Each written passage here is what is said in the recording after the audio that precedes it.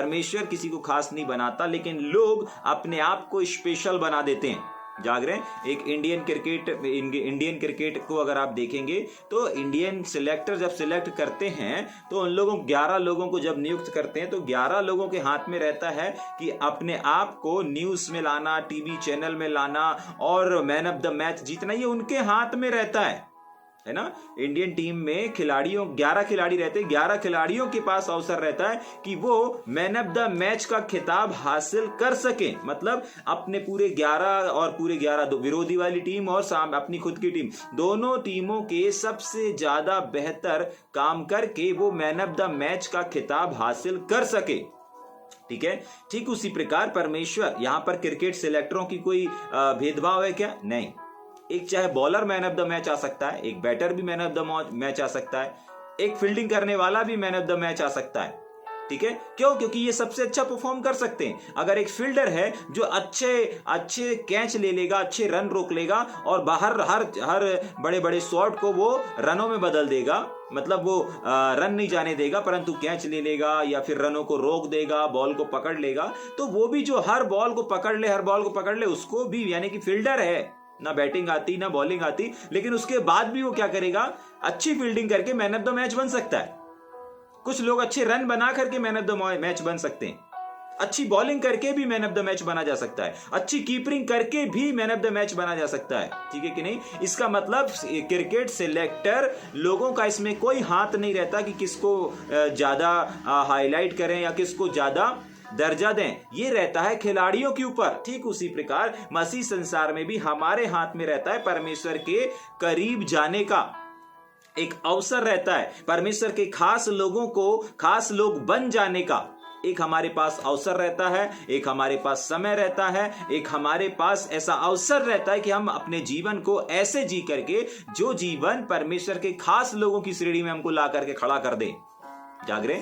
हाँ, हमारे ऊपर रहता है। इसमें खिलाड़ियों का और परमेश्वर का कोई, जैसे परमेश्वर का हमारे लाइफ में कोई वो नहीं ना कि परमेश्वर भेदभाव करके किसी को ज्यादा किसी को कम प्यार कर ले, किसी को खास बना ले और किसी को खास ना बनाए। नहीं नहीं नहीं नहीं, ऐसा नहीं है। एक व्यक्ति अपने चरित्र, अपने आचरण के द्वारा उसके अनुसार काम करके परमेश्वर के करीब जा सकता है, और करीब जाने वाले को बोलते हैं खास व्यक्ति। ठीक है कि नहीं? जैसे हमने 3 स्तर देखे थे, आंगन देखा था, पवित्र स्थान देखा था और महापवित्र स्थान देखा था। अब यहाँ पर परमेश्वर ने किसी बाड़े को लगाया क्या, किसी पहरे को लगाया क्या कोई बड़े गेट को बनाया है क्या, कोई दीवार को उठा दिया है कि कोई नहीं आ सकता, या कोई ऐसा पास बनवाया है कि नहीं कोई विशेष लोग ही आ सकते? नहीं। जो व्यक्ति आंगन के जीवन को छोड़ करके जब आगे आएगा तब वो पवित्र स्थान में पहुंच पाएगा, और जब पवित्र स्थान में पहुंचेगा तो उसको पवित्र काम करने पड़ेंगे, परमेश्वर के काम करने पड़ेंगे, सेवकाई करनी पड़ेगी, और जब वो सेवकाई के काम को ईमानदारी से करेगा तब जाकर के वो महापवित्र स्थान में, यानी कि परमेश्वर के उस स्थान में पहुंचेगा। अब परमेश्वर गया कि किसी को सिलेक्ट करने के लिए? नहीं, परमेश्वर नहीं गया। परमेश्वर वेट कर रहा है कि इस महापवित्र स्थान में मैं बैठा हूं। अब जो लोग यहाँ आंगन से निकल के पवित्र स्थान से निकल करके कहां पर, महापवित्र स्थान में आएंगे, और जो महापवित्र स्थान में पहुंच गया वो क्या करेगा, परमेश्वर के साथ फेलोशिप करेगा, परमेश्वर के साथ संगति करेगा, उसके साथ उसके हृदय की बातों, परमेश्वर भी अपने हृदय को खोलेगा, आने वाले भविष्य की चीजों को बताएगा, बातों को बताएगा, तमाम बहुत सारी चीजें होंगी। वो चीजें होंगी जो पवित्र स्थान में नहीं हो सकती, वो बातें होंगी जो आंगन में नहीं की जा सकती। जाग रहे? वो बातें जो आंगन में सबके सामने नहीं की जा सकती, वो बातें कहां पर हो रही हैं? महापवित्र स्थान में। ठीक है। अब जब वहां महापवित्र स्थान में हम लोग पहुंच रहे हैं तो परमेश्वर उन्हीं खास लोगों से, ध्यान से सुनिएगा, सबके लिए नहीं, आंगन में जो है उन लोगों के लिए ये बातें नहीं है, पवित्र स्थान में जो लोग हैं उन लोगों के लिए ये बातें नहीं है। ठीक है। किन के लिए ये बातें हैं? आंगन वालों के लिए नहीं है, महापवित्र वालों के लिए। ठीक है। समझेंगे, परमेश्वर के खास लोग जो पवित्र स्थान में हैं उन लोगों के लिए कुछ बातें हैं। समझ पा रहे हैं? देखिए, जो आंगन में है उनके लिए ये बातें नहीं है जो हम 11 वचन से लेके 17 वचन तक देखने जा रहे हैं। ये उन लोगों के लिए नहीं जो अभी भी आंगन के जीवन को जी रहे हैं। ये उन लोगों के लिए है जो आंगन के जीवन को छोड़ के अब पवित्र स्थान में आ गए हैं। ठीक है। तो जो पवित्र स्थान में पहुंच गए हैं उन लोगों के लिए कुछ आज्ञाएं हैं। क्या हैं? आज्ञाएं हैं। बोलो, आज्ञाएं हैं, निर्देश हैं। और उन निर्देशों को आज हम ध्यान और मनन करेंगे कि ये निर्देश क्या क्या हैं और क्यों हैं। तैयार है मेरे साथ में? ठीक, पहला निर्देश और पहला पढ़ेंगे वापस 11 वचन को। हे प्रियो, मैं तुमसे विनती करता हूँ प्रार्थना करता हूँ आगे कि तुम अपने आप को नंबर 1 परदेशी और यात्री जानकर परदेशी और यात्री जानकर के, हाँ, उन संसारिक अभिलाषाओं से जो आत्मा से हाँ युद्ध करती है बचे रहो। बस पहला निर्देश और पहली आज्ञा किन लोगों को, जो आज सेवकाई में हैं, जो आज सेवकाई के क्षेत्र में, चाहे वो भाई हो या बहन हो, परमेश्वर का वचन उनको एक निर्देश दे रहा है। परमेश्वर का वचन उनको क्या कर रहा है? निर्देश दे रहा है। और पहला निर्देश है कि इस संसार की अभिलाषाओं से दूर रहो। और दूर रहने के लिए वो पहली चीज बता रहे हैं कि अपने आप को परदेशी और यात्री जान करके इस संसार में, हम संसार में रह रहे हैं ना, हमको संसार में रहना ही पड़ेगा। जब तक हम और आप इस शरीर में हैं तब तक आपको इस संसार में जीवन व्यतीत करना पड़ेगा। लेकिन कैसे जीवन व्यतीत करना है? परमेश्वर का वचन तो कह रहा है, पहली आज्ञा दे रहा है कि भाई इन संसारिक अभिलाषाओं से दूर रहो। अब संसार से दूर रहने का मतलब है ये नहीं कि हम भाई संसार को छोड़ के चले जाएं, जाके सुसाइड कर लें। जाग रहे हैं? ऐसा वाला प्रकाशन मत बना लीजिएगा। जाग रहे हैं कि जाकर के सुसाइड कर लिया जाए, ऐसा वाला प्रकाशन मत बनाइएगा। ठीक है, कौन सी चीज की बात कर रहा है यहां पर परमेश्वर का वचन? कैसे दूर रह सकते हैं? जाग रहे हैं? दूर रहना, संसार से दूर रहने का मतलब है कि भाई हम संसार से अलग हो जाएं। एग्जाम्पल के लिए, अगर आज आप जबलपुर में हैं, अगर आपसे कोई बोलता भाई जबलपुर से दूर हो जाए, तो आप क्या करेंगे? एक जबलपुर के स्थान से दूसरे स्थान में चले जाएंगे कि नहीं? आप जबलपुर से बाहर नहीं कहलाएंगे, जबलपुर से दूर नहीं कहलाएंगे। आप जबलपुर से दूर कब कहलाएंगे? जब आप जबलपुर को छोड़ करके छिंदवाड़ा चले जाएंगे, मंडला चले जाएंगे, कटनी चले जाएंगे, यूपी चले जाएंगे, तब आप जबलपुर से दूर कहलाएंगे। तो क्या ऐसा करने के लिए यहां पर बोल रहा है? ऐसा करने के लिए संसार, ठीक है, अगर ऐसा करने के लिए बोल रहा है तो बाइबल बताती है संसार और संसार की अभिलाषाओं से क्या हो जाओ? दूर हो जाओ। पहला निर्देश है पवित्र स्थान वाले लोगों के लिए। अगर आज आप परमेश्वर की सेवकाई में हैं, अगर आज आप सुसमाचार की सेवकाई कर रहे हैं, कोई भी सेवकाई के आप क्यों ना भाग बने हो, परमेश्वर आपसे कह रहा है कि सबसे पहले संसार और संसार की अभिलाषाओं से दूर हो जाओ। कैसे दूर होते हैं और क्यों दूर होते हैं, इस चीज को हम देखेंगे। पढ़ेंगे क्या मेरे साथ में? जल्दी से निकालेंगे रोमियो की पत्री 13 अध्याय उसका 14 वचन। ठीक है, रोमियो की पत्री 13 अध्याय उसका 14 वचन। ठीक है, परमेश्वर का वचन कहता है संसारिक अभिलाषाओं और संसार से क्या हो जाओ? दूर हो जाओ। ठीक है, और एक और चीज हमने देखी कैसे होना है? परदेशी और यात्री जान करके।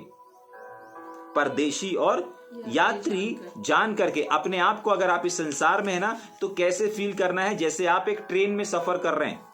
अगर आप इस जीवन में सफर कर रहे हैं ना, इस जीवन में जीवन को जी रहे हैं, तो आपको अपनी मानसिकता बना करके रखनी पड़ेगी कि भाई जिस प्रकार मैं यात्रा करता हूं एक स्थान से दूसरे स्थान में, बस मुझे इस संसार से उतना ही मतलब रखना है। जाग रहे हैं? एग्जाम्पल के लिए समझ में आया? इस तरीके से हम बात करेंगे ना। देखिए, सुनेंगे, इस चीज को समझेंगे। अगर आपने कभी यात्रा किया है तो मान लीजिए आपने एक स्लीपर क्लास का टिकट लिया, आपने रिजर्वेशन कराया, स्लीपर क्लास का टिकट कराया, आपका कंफर्म टिकट हो गया, और उस कंफर्म टिकट में लिखा है कि S1 में आपका 15 नंबर सीट है। ठीक है, अब आपने टिकट करवा लिया 1 महीने पहले। अब आपकी जिस दिन यात्रा करना है उस दिन आप स्टेशन में पहुंच गए और अनाउंस हो रहा है कि आपकी ट्रेन प्लेटफॉर्म नंबर 5 पे आ रही है। ठीक है, अब जैसे ही ट्रेन आती है, आपका समय, आप पूरे बैग के साथ तैयार हैं और ट्रेन आती है, आप ट्रेन का नंबर पढ़ते हैं। ठीक है, अपना डब्बा ढूंढते हैं S1, अपनी सीट तो अंदर जाने के बाद मिलेगी। लेकिन जैसे ही ट्रेन प्लेटफॉर्म पर लगती है, और आपका बोगी नंबर आता है, S1 आता है, आप बाहर खड़े। लेकिन अगर आपकी ट्रेन ग्रीन कलर की हुई या रेड कलर की हुई या पिंक कलर की हुई, या अंदर आप जब जाते हैं तो अंदर जाने के बाद बाथरूम ठीक नहीं है, या फिर भीड़ ज्यादा है, या फिर जिस सीट पर आप बैठे हैं वहां पर थोड़ा सा दाग लगा हुआ है, समझ पा रहे हैं? या आप लेटने में कंफर्ट नहीं हो पा रहे हैं, अगर ऐसी कुछ हालात या ऐसी कुछ चीजें होती हैं, तो क्या आप अपनी टिकट को कैंसिल कर देंगे? सीधी सी बात है, नहीं करेंगे। जाग रहे? क्यों नहीं करेंगे? आपने पैसा दिया है और पैसा की बात नहीं है, आपके पास अब समय नहीं, आपको यात्रा करनी है। जाग रहे? और आपकी मानसिकता ये रहेगी कि यार यात्रा तो करना है, 4 घंटे का तो सफर है, 6 घंटे का तो सफर है, रात भर की तो बात है, रात भर की बात है। अरे थोड़ा सा बाथरूम गंदा है, कोई बात नहीं। अरे ट्रेन अधिकतर लाल कलर की रहती है, ये ग्रीन कलर की कहां से आ गई? अरे कोई बात नहीं, अपने को तो अंदर बैठना है, ठीक है कि नहीं? लेकिन अगर ग्रीन कलर की ट्रेन आई है, पिंक कलर की ट्रेन आई है, ब्लैक कलर की ट्रेन आई है, बाथरूम सही नहीं है, सीट जिस सीट में जो सीट आपका नंबर है वो जो सीट का नंबर है वो सीट थोड़ी सी फटी हुई है, या फिर जहां लगना था वहां नहीं लगी, आगे लगी, आगे लगना था पीछे लगी। अगर ये छोटी छोटी चीजें होती हैं तो क्या आप इन छोटी छोटी चीजों की वजह से अपना टिकट, अपनी यात्रा को कैंसिल कर देंगे क्या? नहीं करेंगे। ठीक है, तो क्या सुधारने में लग जाएंगे क्या? नहीं, सुधारने में भी नहीं लगेंगे। क्यों नहीं लगेंगे? क्योंकि आपकी मानसिकता यह है कि नहीं, मुझे सफर ही तो करना है, मुझे यात्रा ही तो करना है, रात भर का ही तो बात है। ठीक उसी प्रकार 70 या 80 साल की तो बात है, या ज्यादा से ज्यादा 120 साल की तो बात है, उसके बाद तो 1000 वर्ष एक दिन के बराबर हैं। जाग रहे? फिर क्यों अपने ध्यान को, क्यों अपने मन को, क्यों अपने विवेक को उस जगह पर फोकस करना? जाग रहे? अगर रात भर का आपका ट्रेन में सफर है, आप क्यों बाथरूम में कंप्लेंट कर रहे हैं? अरे यहाँ पे सफाई होनी चाहिए, अरे ये सीट है इसको सिलवाइए, यहाँ पर अब इसको प्लास्टर करवाइए, अरे ये ब्लैक कलर की क्यों ट्रेन आई, हमारे लिए रेडी हम पुताई करवाओ, ट्रेन में पुताई करवाओ, सफाई करवाओ, हमने पैसा दे। ये सब चीज में क्यों समय बर्बाद कर रहे हैं? आपको मालूम है बहुत सारे लोग जो करना चाहिए वो ना करके जो नहीं करना चाहिए उसको कर रहे हैं। अपने ध्यान को, अपने मन को, अपने तन को, अपने पैसों को जहां लगाना चाहिए, जो करना चाहिए वो ना करके, परंतु ऐसी चीज में जरा सोच करके देखें ना, वो यात्री जिसको गड़बड़ी ज्यादा नजर आ रही है, वहां पर बाथरूम कंफर्ट नजर नहीं आ रहा है, सीट फटी हुई नजर आ रही है, अब वो अपनी यात्रा को छोड़ करके अगर वो उसको खुद ही सुई धागा लेकर के सिलना शुरू कर दे, है? जाग रहे हैं? इमेजिन करें, आपकी सीट है, अब थोड़ी सी फटी है, आपने फटाक से सुई धागा लिया और उस सीट को सिलना शुरू कर दिया। जाग रहे? गंदी है, आप वहीं पोछा लगाने लगे, नीचे जूते के निशान बने, आपने बोला नहीं हमारी सीट तो साफ है लेकिन जहां पैर रखते हैं वहां पर गंदा है, आप वहीं पर अपना एक पोछा निकाले और बढ़िया अपने पोछना शुरू कर दीजिए। जाग रहे? अजीब लगेगा?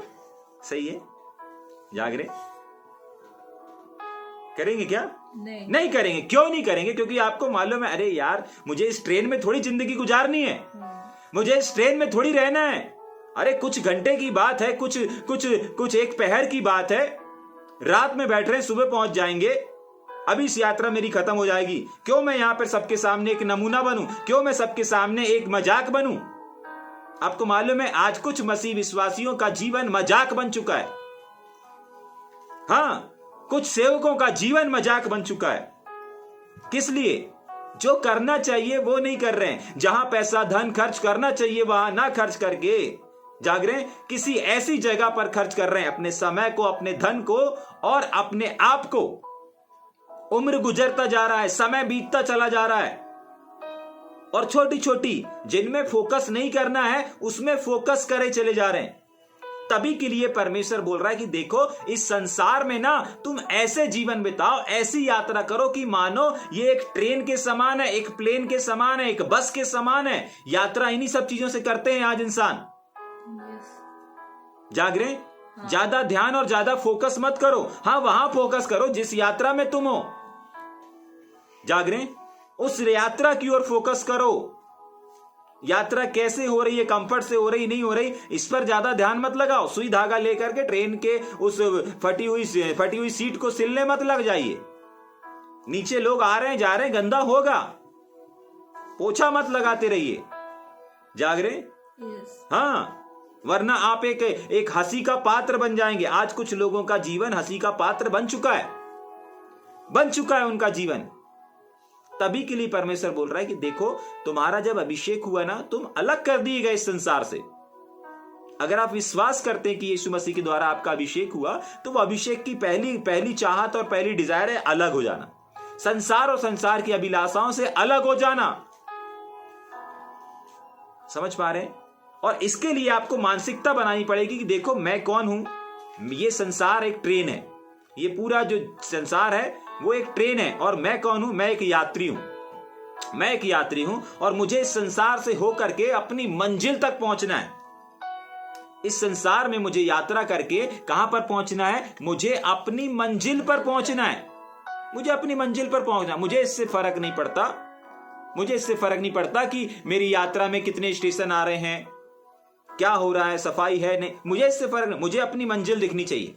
जाग रहे हैं? आपको भी संसार और संसार की अभिलाषाएं खींचनी नहीं चाहिए, आकर्षित नहीं करनी चाहिए, आपके ध्यान को भटकानी नहीं चाहिए, परंतु आपको क्या होना चाहिए? आपको आपकी मंजिल फोकस करनी चाहिए।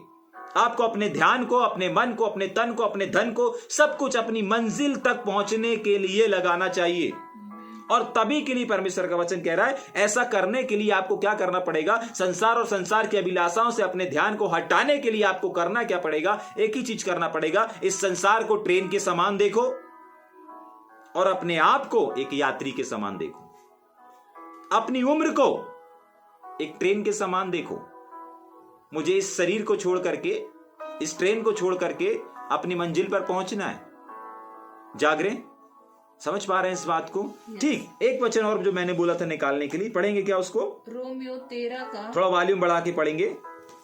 रोमियो 13 का 14, रोमियो की पत्री उसका 13 अध्याय, हाँ उसका 14 वचन, 14 वचन। हाँ, इसके बाद गलातियों 5 भी निकाल के रखेंगे। हाँ, पहले पढ़ेंगे जल्दी से। वरन प्रभु यीशु मसीह को पहन लो। प्रभु यीशु मसीह को पहन लो। अपने ध्यान को हटा लो, अपने आप को यीशु मसीह को पहनने का मतलब क्या है?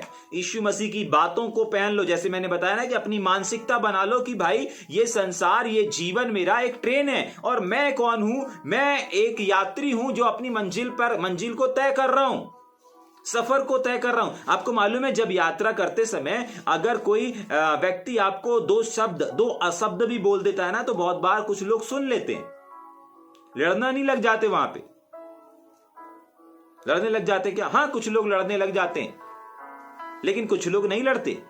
अरे क्या करना है यार, 2 शब्द ही तो बोल दिया, अभी पंगा हो जाएगा, अभी मैं भी बोल दूंगा, वो 2 बात होगी और 2 उसकी बात होगी, मिला के 4 हो जाएंगी, फिर 4 से 8 हो जाएंगी, 8 से 16 हो जाएंगी, ये चीजें होंगी। इसलिए बोलते रहने दो यार, शांत रहो। ठीक है कि नहीं? हाँ, शांत रहो। समझ में आ रहा है? बहुत बार बहुत क्षेत्रों में हमको और आपको भी शांत रहने की आवश्यकता है। जाग रहे? क्या लिखा हुआ है? वापस पढ़ेंगे। हाँ, वरन प्रभु यीशु मसीह को जो पहन प्रभु लो। यीशु मसीह को पहन लेते हैं ना, तो उसका स्वभाव है। यीशु मसीह को पहनने का मतलब है, यीशु मसीह को अगर कोई अशब्द बोलता था ना, बाइबल में लिखा पतरस की किताब में कि वो गाली सुनकर के गाली नहीं देता था। मतलब अगर कुछ ने यीशु मसीह की मानसिकता बन चुकी थी ना कि देखो मैं एक यात्री हूं, ये संसार एक ट्रेन है और मैं इस ट्रेन में सफर कर रहा हूं, मेरी मंजिल स्वर्ग है, तो आपकी मंजिल भी स्वर्ग है। आपको भी, आप इस संसार की हो ही नहीं, आप इस संसार के नहीं हो। आपको परमेश्वर ने इस संसार से निकाल करके एक मंजिल को दिया है, एक बुलाहट को दिया है, एक उद्देश्य आपके लिए तैयार रखा हुआ है। लेकिन उसके लिए आपको मानसिकता बनानी पड़ेगी, मैं एक यात्री हूं और ये जिंदगी, मेरी जो उम्र है वो एक ट्रेन के समान है, ये संसार एक ट्रेन के समान है और मुझे इसमें से होकर के जाना है अपनी मंजिल तक। उसके लिए पहली चीज हमने देखी कि अपने आप को यात्री समझ लो। दूसरी चीज हम देख रहे हैं, यीशु मसीह को पहन लो। यीशु मसीह को क्या पहन लो? यीशु मसीह की बात को पहन लो। कौन सी बात को? जब अशब्द बोला जाए पहन लो। यीशु मसीह ने क्या किया? अशब्द सुनने के बाद अशब्द बोला नहीं, बुराई सुनकर के बुराई नहीं किया, गाली सुनकर के गाली नहीं दिया, झूठा आरोप लगा करके झूठा आरोप नहीं लगाया पलट के। हर एक वो चीज जो यीशु मसीह ने किया उसको पहन लो, उसको धारण कर लो। समझ पा रहे हैं? उसको पहन लो, उसको धारण कर लो। और क्यों कर लो? क्योंकि आप एक यात्री हैं, आपकी मंजिल यीशु मसीह के समान स्वर्ग में है। इसीलिए आपको अपने आप के जीवन में यीशु मसीह को पहन लेना, यीशु मसीह के स्वभाव में ढाल देना है। और सबसे इंपॉर्टेंट, सबसे पहली चीज, ये सबके लिए नहीं है, ये विशेषकर उन लोगों के लिए है जो आंगन को छोड़ करके एक नए जीवन में पवित्र स्थान में पहुंच गए। और पवित्र स्थान से अब आपको महापवित्र में कैसे पहुंचना है, उस चीज के लिए आपको ये बातों को मानना बहुत अनिवार्य है। ठीक है, सब लोगों ने आज महापवित्र के स्थान में बताया ना, लेकिन महापवित्र में पहुंचने से पहले एक बीच का सफर है जो आपको और हमको तय करना पड़ेगा। उसके लिए कुछ निर्देश दिए गए हैं। पहला निर्देश आज हमने देखा, और पहला निर्देश क्या था? पहला निर्देश कि इस संसार और संसार की अभिलाषाओं से दूर रहो। ठीक है कि नहीं? एक वचन और पढ़ेंगे, गलातियों 5:19। ठीक है, अभी हमने क्या देखा? रोमियो का 13:14 पूरा पढ़ दिए थे। हाँ ठीक है, पढ़ेंगे। गलातियों 5:19। हाँ, शरीर के कामों को तो ठीक से पढ़ेंगे। शरीर के काम तो प्रकट है। अगर आपको नहीं मालूम भैया संसार और शरीर और संसार के काम कौन से हैं, तो बाइबल बताती है यहाँ पर गलातियों की पत्री उसका 5वां अध्याय और उसके 19 वचन में प्रकट है। अगर आपको लगता है कि नहीं मेरे को नहीं मालूम भैया कौन कौन से काम है, कौन कौन सी चीजें हैं, कौन कौन सी एक्टिविटी है, तो यहाँ पर एक पूरी लिस्ट बना करके दे दिया गया है परमेश्वर के वचन में कि आपको पता चल जाए कि एक्चुअली संसार और संसार के काम कौन से हैं जिससे हमें क्या रहना है? दूर रहना है। संसार छोड़ के इस दुनिया में नहीं चले जाए, दूसरे ग्रह में जाना पड़ेगा। जाग रहे? हाँ, दूसरे ग्रह में आपको जाने की आवश्यकता नहीं है। आपको इन कामों से अगर आप दूर हो गए, समझ जाइए आप इस संसार और संसार की अभिलाषाओं से दूर हो गए और आपने पहले निर्देश को पूरा कर दिया, पहली आज्ञा को पूरा कर दिया, पहले निर्देश को पूरा कर दिया, पहले कदम को अपने जीवन में बढ़ा लिया। जैसे ही आप पहले निर्देश को पूरा करते हैं, आप एक कदम और आगे बढ़ जाते हैं महापवित्र स्थान की ओर। और अगर आपको नहीं मालूम तो गलातियों 5:19 में लिखा है, एक बार पढ़ देंगे बेटा, फिर अपन 12 में चलेंगे। शरीर के काम तो प्रकट है। हाँ, शरीर संसार इन सब के काम प्रकट हैं। आगे, अर्थात व्यभिचार। हाँ, व्यभिचार ये संसारिक काम है, व्यभिचार कोई आत्मिक काम नहीं है। जाग रहे? हाँ, व्यभिचार कोई आत्मिक काम नहीं है। ठीक, आगे, गंदे काम, लुचपन की बातें करना, लुचपन के स्वभाव को रखना, लुतराई करते फिरना, ये संसार के काम है, ये परमेश्वर के काम नहीं है, ये परमेश्वर के दिया हुआ आचरण नहीं है, ये संसार का स्वभाव है, संसार का नेचर है, ये संसारिक स्वभाव है। ठीक, आगे, मूर्ति पूजा करना। बाइबल बताती है किसी को दंडवत नहीं करना, किसी की इबादत नहीं करना। ठीक, आगे, टोना करना, टोटका करना। आगे, बैर रखना, बैर रखना, एक व्यक्ति से दूसरे व्यक्ति से, एक बहन से दूसरी बहन से। ठीक है, हाँ, बैर रखना। बैर रखना भी क्या नहीं है? क्या है? परमेश्वर के काम नहीं है। फिर क्या है? संसारिक काम है, शैतानी काम है। ये संसार की चीजें जिनसे हमें दूर होना है, बैर से हमको दूर होना है। और क्या लिखा बैर के आगे? झगड़े से हमको दूर रहना है। जहां पर जिन बातों से झगड़ा हो सकता है, बात बिगड़ सकती है, अपने आप को दूर कर लो, अपने शब्दों को दूर कर लो।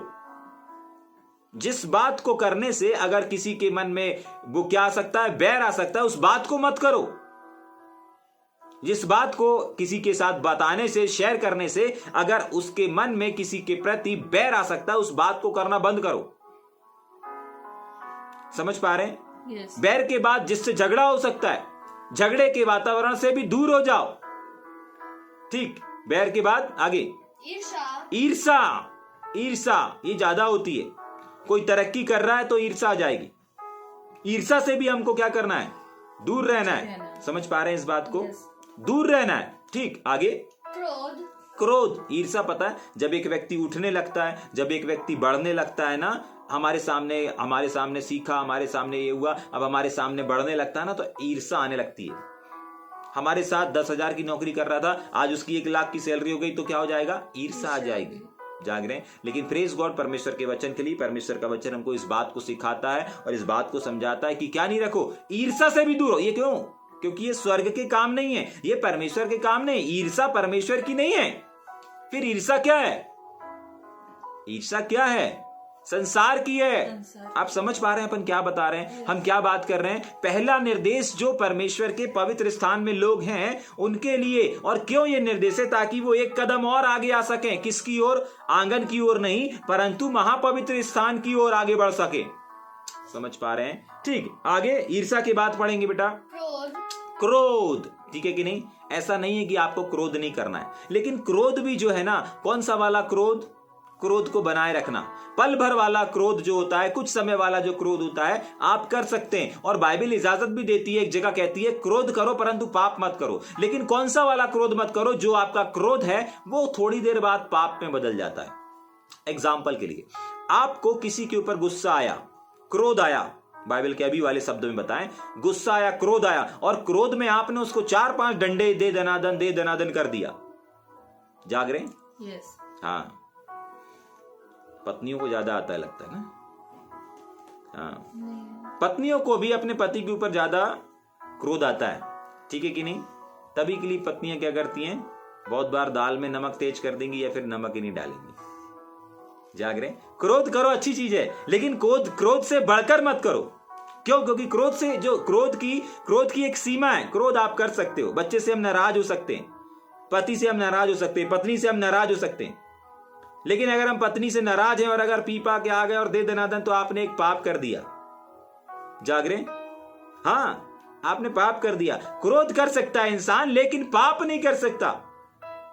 समझ पा रहे हैं? आप नाराज हो सकते हैं, बच्चों से नाराज हो सकते हैं, परिवार के लोगों से नाराज हो सकते हैं, अपने आत्मिक बच्चों से नाराज हो सकते हैं, लेकिन आत्मिक बच्चों को छोड़ देना, जाग रहे, ये पाप है।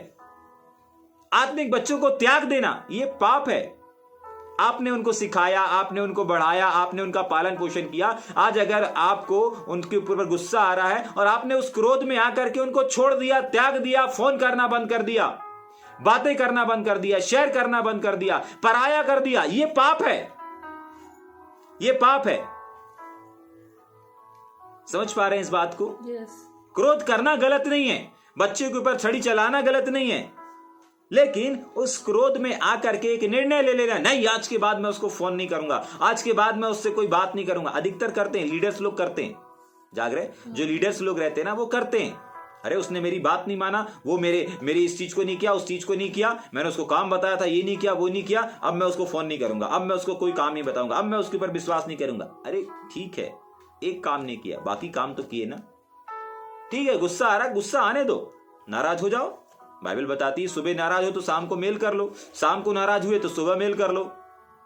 चलो ठीक है, सुबह नहीं मिल पाया, समय नहीं मिल पाया, शाम को नहीं मिल पाया, लेकिन दूसरे दिन तो कर लो।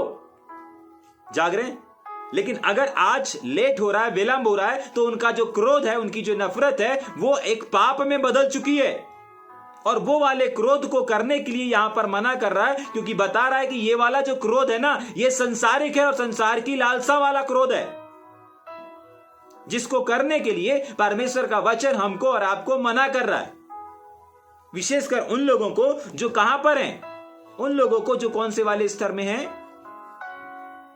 आंगन वाले स्तर में नहीं, पवित्र स्थान वाले स्तर में। और ये बातें क्यों, ये निर्देश, पहला निर्देश क्यों दिया जा रहा है? ताकि ये आंगन, ये जो आंगन से अभी पवित्र स्थान में आए, पवित्र स्थान से ये एक कदम बढ़ा लें। कौन सी ओर? महापवित्र स्थान की ओर। और उसके लिए कुछ करना पड़ेगा, उसके लिए कुछ करना पड़ेगा। जाग रहे? और उसके लिए हमें पहले निर्देश को पूरा करना पड़ेगा, पहले कदम को बढ़ाना पड़ेगा। और पहला कदम, हाँ पढ़ेंगे उसके आगे, जो पूरा कर दो। हाँ, फूट, हाँ, वेधर्म, हाँ, फूट और क्या है? फूट, हाँ आगे, डा, मतवाला। ये जितने भी है ना, इन सब पर अध्ययन करेंगे, पूरा समय बीत जाएगा। ठीक है, हर एक वो चीज जो यहाँ पर लिखा हुआ, ये सारी संसार और संसार की चीजें हैं जिनसे हमें दूर रहना है। क्रोध से दूर रहना है, डाह से दूर रहना है, कड़वी और क्या लिखा है उसमें?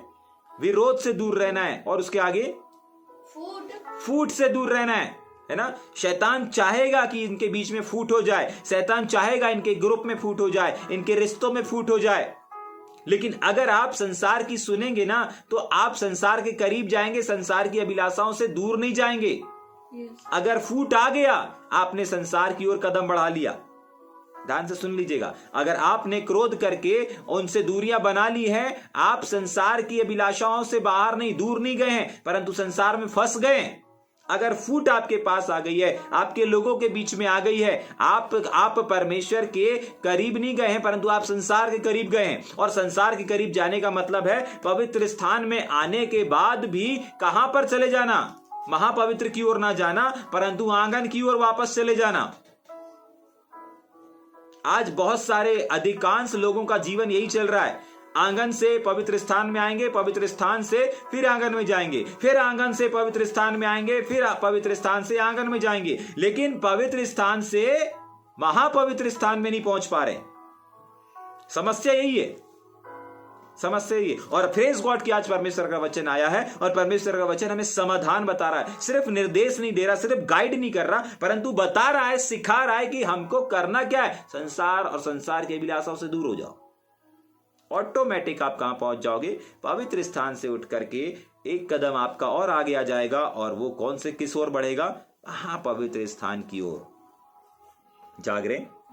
समझ में आ रहा है? हाँ। या ऊपर से जा रहा है? एक बार पूरा पढ़ देंगे 11 का 13 वचन इब्रानियों का जो हम पढ़ रहे थे, उसके बाद फिर हम 12 वचन में आएंगे। क्या पढ़ रहे थे अपन? गलातियों के बाद अपन ने पढ़ा इब्रानियों का, वापस पढ़ेंगे इब्रानियों की पत्री 11 अध्याय उसका 13 वचन। अभी अपन गलातियों पढ़ रहे थे। ये सब विश्वास हाँ, ही की दशा में मरे। ये सारे लोग विश्वास की दशा में मरे। हाँ, आगे। उन्होंने प्रतिज्ञा की हुई वस्तु नहीं पाई, उन्होंने प्रतिज्ञा की हुई वस्तु को नहीं पाया।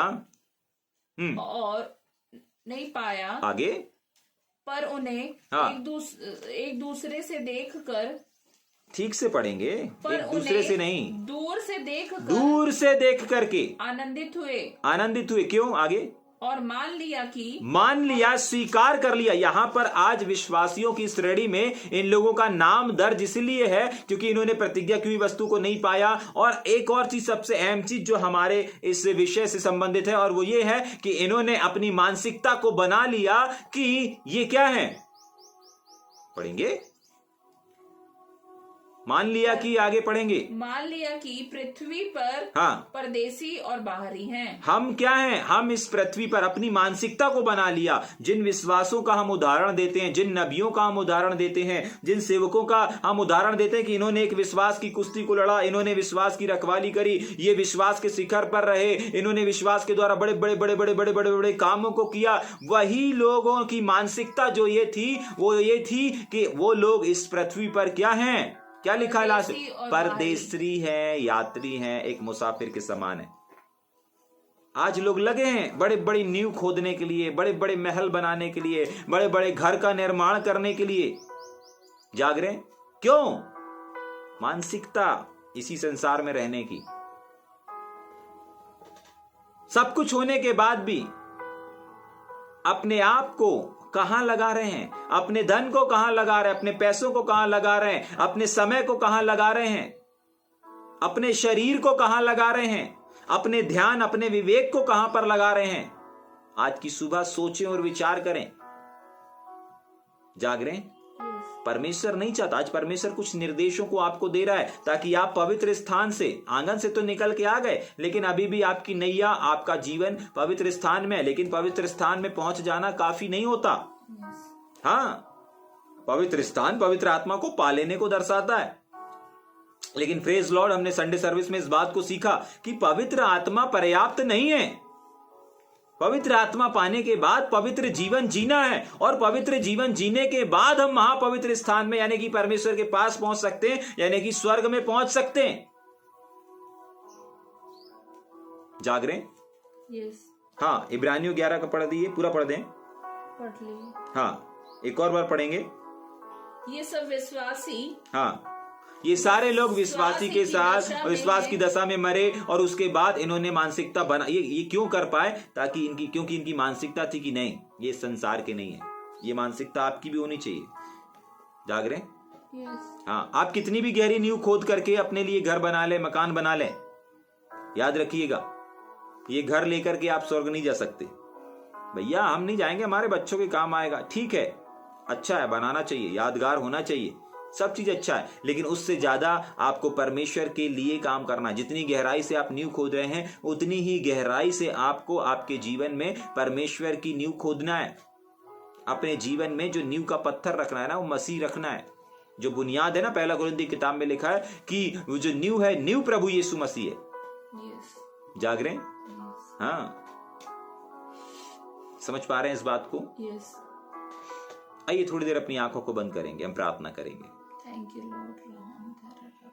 पिता, हम धन्यवाद करते हैं। अगर थोड़ा सा भी आज आपने परमेश्वर के वचन को सीखा है, समझा है? 5 से 7 निर्देश हैं यहां पर, 11 वचन से लेकर के 17 वचन तक। लेकिन आज हम पहले निर्देश को देख पाए हैं और सीख पाए हैं, और वो पहला निर्देश है, इस संसार और संसार के अभिलाषाओं से दूर हो जाओ। संसार मत छोड़ो, लोगों को मत छोड़ो, लेकिन जो संसार की चीजें हैं, जो अभिलाषित चीजें हैं, उनको छोड़ दो, उनसे दूर हो जाओ। और अगर ऐसा नहीं कर पा रहे हो तो अपने आप को एक यात्री जान करके, एक मुसाफिर समझ करके इस जीवन में जियो। जैसे हम ट्रेन में सफर करते हैं, बस में सफर करते हैं, फ्लाइट में सफर करते हैं, ऐसे इस जीवन में सफर करने पाए, ऐसे जीवन में व्यतीत करने पाए, ऐसे जीवन को जीने पाए। उदाहरण के लिए हमने कुछ लोगों के जीवन को देखा, विश्वासियों का जो अध्याय है, इब्रानियों 11 अध्याय, वहां पर ऐसे न जाने कितने लोग हैं जिन्होंने विश्वास का जीवन जिया, विश्वास की कुश्ती लड़का, विश्वास के शिखर तक पहुंचे, विश्वास के द्वारा परमेश्वर को प्रसन्न किया। अंत में उनका निचोड़ बताया जाता है, अंत में उसकी ताकत बताई जाती है, अंत में उनका रीजन बताया जाता है कि क्यों ये लोग एक ऐसा विश्वासी जीवन जी पाए। क्यों? क्योंकि उनकी मानसिकता उन्होंने ये बना करके रखा था, नहीं, मैं इस संसार में हूं, एक यात्री के समान, एक मुसाफिर के समान हूं। और यही रहस्य है इस संसार से अलग होने का, इस संसार और संसार की अभिलाषाओं से अलग रह करके एक आत्मिक जीवन जीने का, और एक पवित्र जीवन जीने का, और एक पवित्र स्थान से निकल करके एक महापवित्र स्थान में पहुंच जाने का, यही रहस्य है। इसके कुछ कदम है, जिसमें से पहले कदम को आज अपन ने देखा, जिसके पहले कदम को आज हम देख पाए और समझ पाए। अगर थोड़ा सा भी आज आपने परमेश्वर के इस पहले कदम को, क्योंकि परमेश्वर चाहता है कि आप पवित्र स्थान से, आंगन से आ गए हो, लेकिन पवित्र स्थान में मत रहो। पवित्र स्थान से भी बढ़कर एक स्थान है, और वह है महापवित्र स्थान, जहां पर मैं मिलूंगा। अभी पवित्र स्थान में तुम पवित्रता, अभी तुम जो चाहो मेरे नाम से कर सकते हो, मेरे नाम को इस्तेमाल कर सकते हो, लेकिन एक और स्थान है जहां पर सिर्फ मेरा नाम नहीं, परंतु मैं खुद हूं, परमेश्वर कहता है। और मैं चाहता हूं कि मेरा हर एक बेटा, हर एक बेटी वहां पर आए, उस महापवित्र स्थान में आए। तभी के लिए यीशु मसीह ने जब इस संसार से गए तो पर्दा फाड़ करके गए। मंदिर का पर्दा जो था ना, फाड़ करके गए। इसलिए फाड़े कि अब हर कोई महापवित्र स्थान में आ सके, हर कोई। वो एक चिन्ह था, वो एक निशानी थी। अब कोई बीच में दीवार नहीं है, कोई बीच में दीवार नहीं है। आइए थोड़ी देर अपनी आंखों को बंद करें। अगर थोड़ा सा भी आज आपने परमेश्वर के वचन को सीखा है, समझा है, तो हम प्रार्थना करेंगे।